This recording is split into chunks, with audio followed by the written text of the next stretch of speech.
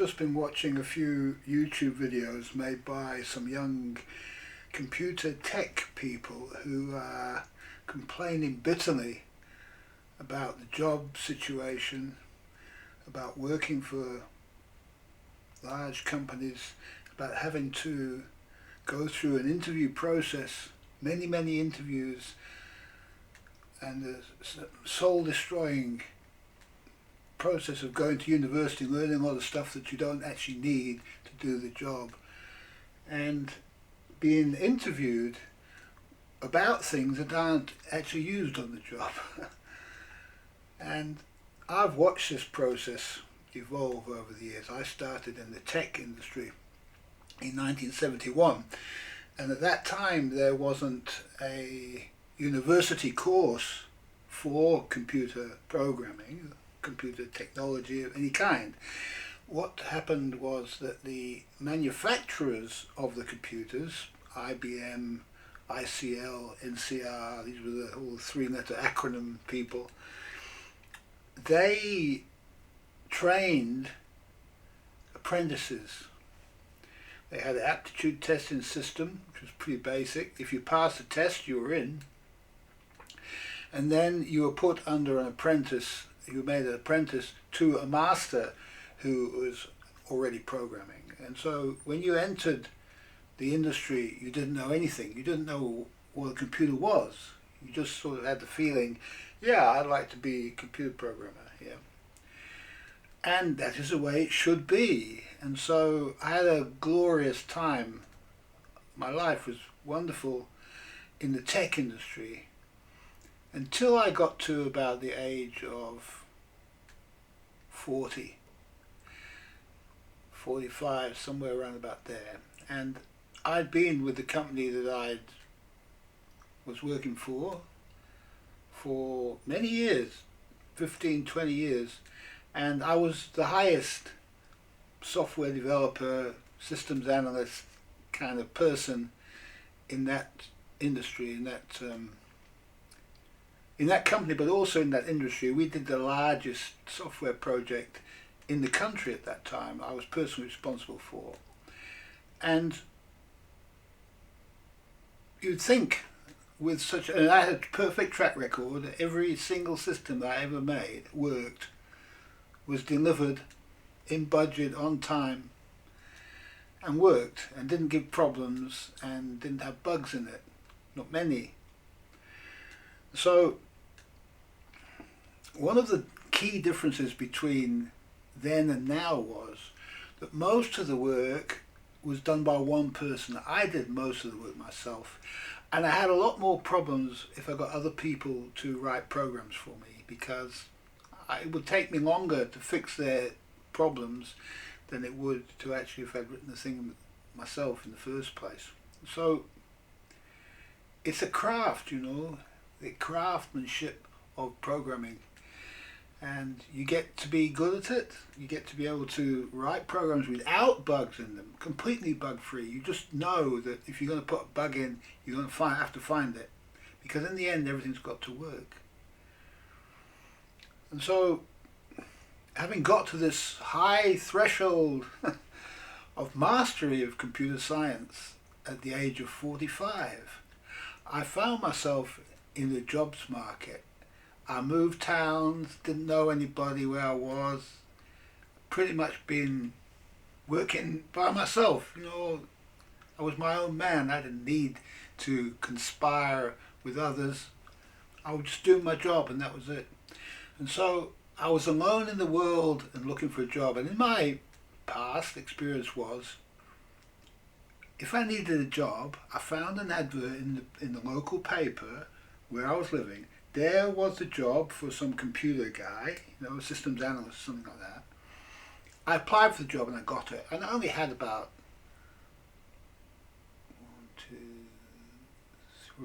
4 jobs in my whole life.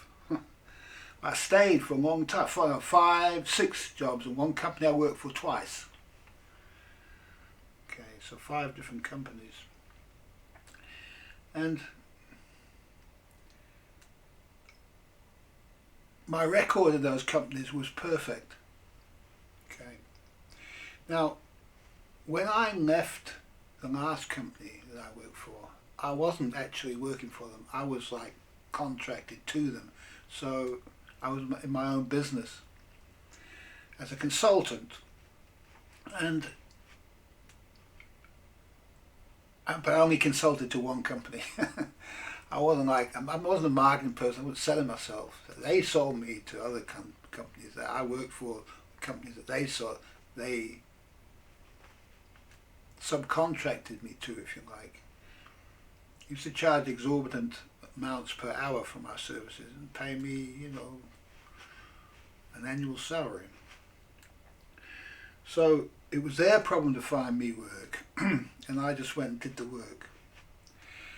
And I moved towns, and I needed to find another job, and so I went back into the job market. It's been many, many years, decades probably, since I've been in the job market, and I started to apply for jobs. And now, what had happened in the meantime was, instead of we used to write job applications, or we used to pick the phone up and we used to talk to the person. We used to talk to the data processing manager. If you were going to look for a job, you talk to the data processor. There was no human resource management team or anything like that. There was just the people doing the work, and you talk to them. They would know whether you knew anything or not.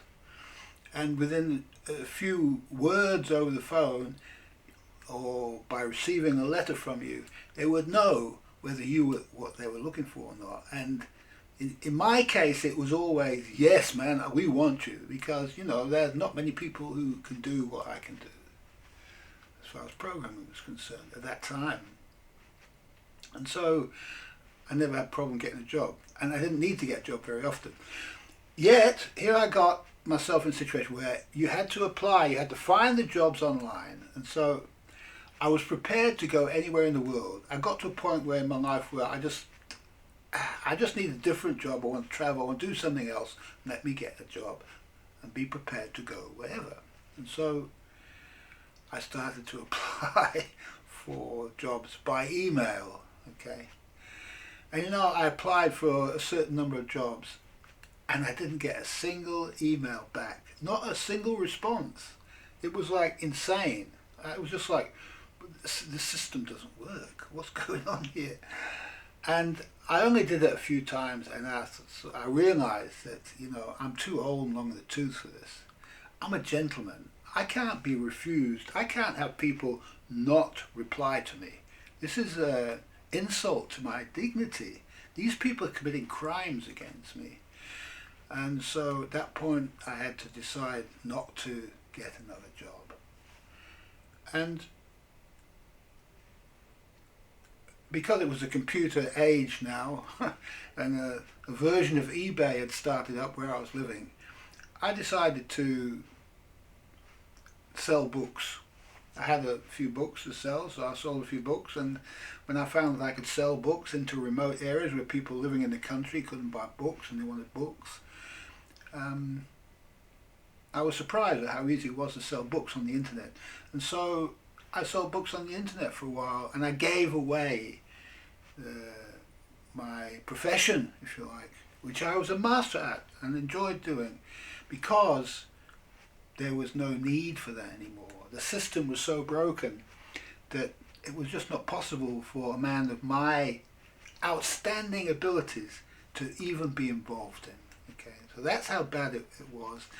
And I've continued to be involved in the industry for my own benefit, and I've written many complex programming languages I've written for my own interest.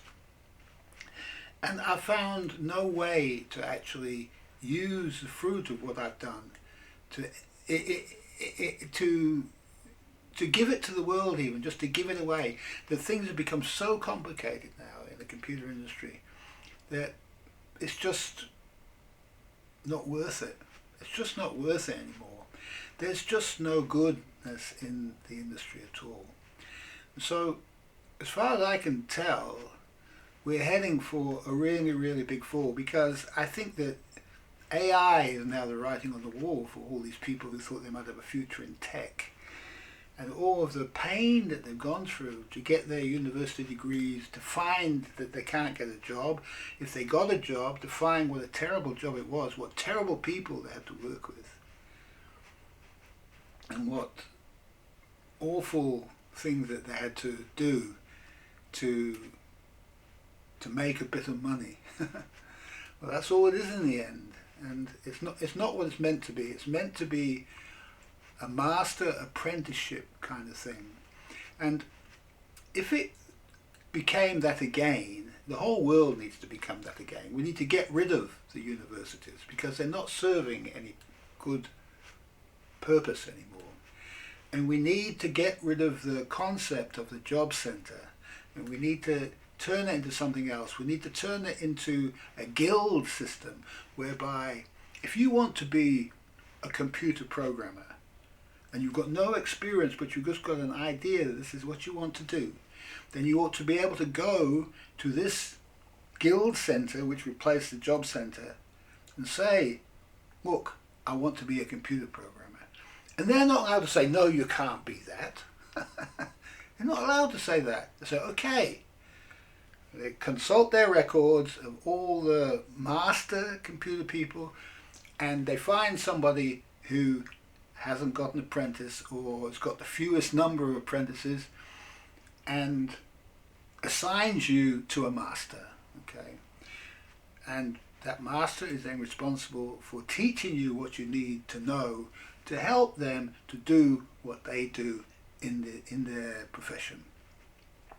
Now, that's just an example of programming, but it could be anything. It could be a blacksmith, it could be a carpenter, it could be any useful thing that we have in the world. Okay, and this system needs to replace managed businesses, organized, managed organizations. It needs to replace it. These organizations which have human resource departments need to go. You can't have something called a human resource department. This is like having an animal welfare department or welfare of slaves department. You can't have this. In fact, it's not welfare of slaves, it's welfare of companies at the expense of slaves. Human resource management. It's enough. It's a future. It's a seed for the future. You cannot get involved with these organizations. These organizations are going to destroy you. In the end, you won't be able to get a job because somebody younger than you can be exploited easier than you can as you get older. And so it's necessary to understand that now and somehow do something useful in the world. And the future is not technology. That's all I can tell you. The future is not technology. The future is looking after the animals. Thank you for watching.